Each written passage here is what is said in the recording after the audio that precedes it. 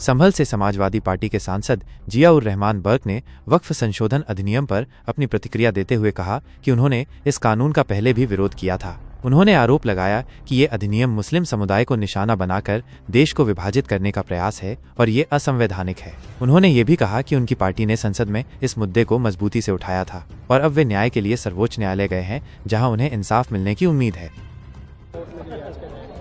देखिए, इस बिल जो कि अब कानून की शक्ल ले चुका है, इसका विरोध हमने पहले भी किया था जब संसद में अगस्त में ये बिल लाने का प्रयास किया जा रहा था। और ये हमारे मुस्लिम समुदाय को टारगेट कर करके जो देश को बांटने का एक प्रयास है, गैर संवैधानिक है। हम इसकी मुखालफत में हैं और हमने इसके लिए संसद में भी मजबूती से आवाज उठाई है। हमने, हमारी पार्टी ने, हमारे नेता माननीय अखिलेश यादव जी ने, और सड़क पे भी हमने इसके लिए जनता मंदिर पर धरना प्रदर्शन किया था। और अब सिर्फ एक ही रास्ता बचता है, जब कानून बन गया है तो माननीय सर्वोच्च न्यायालय का।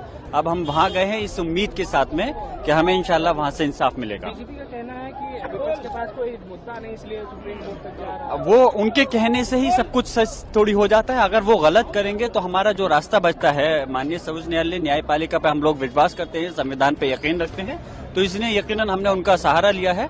उनके कहने से सब कुछ सच हो जाता तो फिर संवैधानिक संस्थाओं की जरूरत ही क्या थी। यूपी की कानून व्यवस्था को आप किस तरह से देखते हैं? देखिए, कानून व्यवस्था, मैं तो यही चाहता हूं कि इस मुल्क, प्रदेश और देश के अंदर सब लोगों को मिलकर करके एक साथ रहना चाहिए। और जो एक राजनीति है आपस में फूट डालने की, नफरत की दीवार खड़ी करने की, वो खत्म होनी चाहिए।